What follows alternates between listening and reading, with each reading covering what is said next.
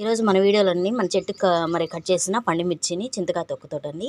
చింతకాయ ఆల్రెడీ మనం రెడీ చేసుకున్న ఇంట్లోనే ఉందండి. ఇదైతే కొత్త పచ్చడి. ఇదేసి మరి పచ్చడి తయారు చేసుకోవడం ఎలా చూద్దామండి. ముందుగానే మనం పండుమిర్చి ఇదిగోండి, వెల్లుల్లిపాయలండి. వెల్లుల్లిపాయలు కళ్ళుప్పు వేసేసి మెత్తగా దంచుకుందామండి. ఇది చూద్దాం మన వీడియోలోనే మెత్తగా దంచి చూపిస్తాను మీకు.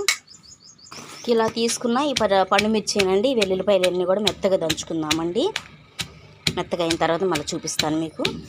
అలాంటి విత్తనాలు బాగున్నాయండి. ఎక్కువ అయితే చాలా ఘాటుగా ఉంటుంది మన చెట్టు మిర్చి అయితే చాలా ఘాటు ఉన్నాయి. ఎందుకంటే అంతకుముందు మనం పచ్చిమిర్చిగా కట్ చేసినప్పుడు చూసామన్నమాట. చాలా ఘాటు అన్నమాట. ఇది దంచుకున్నాక ఇప్పుడు చింతకాయ పచ్చడి కూడా మొత్తం తీసుకున్నామండి. ఇదంతా కూడా చూపిస్తాను మీకు.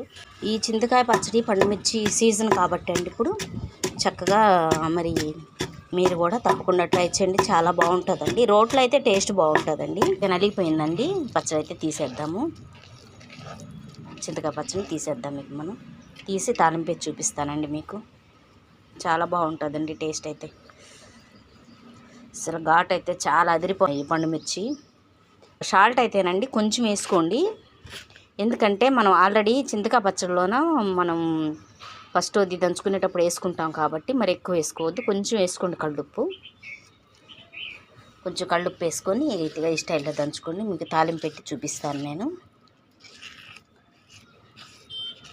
అంతేనండి, తాలింపు పెట్టి చూపిస్తాను. స్టవ్ వెలిగించామండి. ఇప్పుడు తాలింపు గింజలు వేసేద్దాము.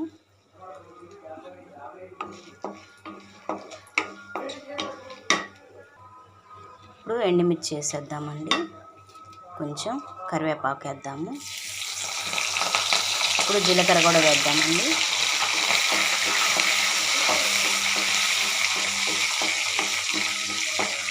దీన్ని మనం తీసి మనం ముందుగా రెడీ చేసి పెట్టుకున్న ఈ పచ్చడిలోకి వేసుకున్నాము. ఇవి వేగిపోయిన ఈ తాలింపునండి మనం ముందుగా రెడీ చేసి పెట్టుకున్న ఇదిగోండి పచ్చడిలోకి వేసేద్దాము. ఇంతేనండి, ఎంతో టేస్టీ చింతకాయ పండుమిర్చి పచ్చడి అండి. చాలా బాగుంటుందండి టేస్ట్ అయితే. తప్పకుండా ప్రతి ఒక్కరు కూడా ట్రై చేయండి. ఇది రోటి పచ్చడి కాబట్టి చాలా బాగుంటుంది టేస్ట్. ప్రతి ఒక్కరు కూడా ట్రై చేయండి. మరి ఈ పచ్చడిని అయితేనండి మీకు ఈ పచ్చడిని 8 విధాలుగా తయారు చేసుకోవచ్చు మనం చెప్తానండి మీకైతే. ఈ వీడియోలో చూద్దాము. ఈ పండుమిర్చి చింతకాయ తొక్కునైతే అండి మరి పచ్చిమిర్చి చేసుకోవచ్చు. ఈ పండుమిర్చి ఈ స్టైల్లో చేసుకోవచ్చు. అదే రీతిగా మళ్ళీ దీన్ని ఎండుమిర్చి వేసి చేసుకోవచ్చు. పచ్చిమిర్చి చింతకాయ పచ్చడి వేసి మళ్ళీ పెరిగేసి చేసుకోవచ్చు. అంటే అది కూడా చాలా బాగుంటుంది. లేదంటే మరి పల్లీలండి ఏరుశనగ వేసి కూడా తయారు చేసుకోవచ్చు అండి. చాలా బాగుంటుందండి టేస్ట్ అయితే నిజంగా. ఈ స్టైల్లో మీరు వీలైన మట్టుకు రోట్లో మరి దంచి తయారు చేసుకోవడానికి తప్పకుండా ట్రై చేయండి. చాలా బాగుంటుందండి టేస్ట్ అయితే.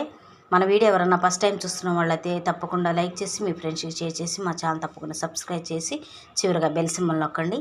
Thank you.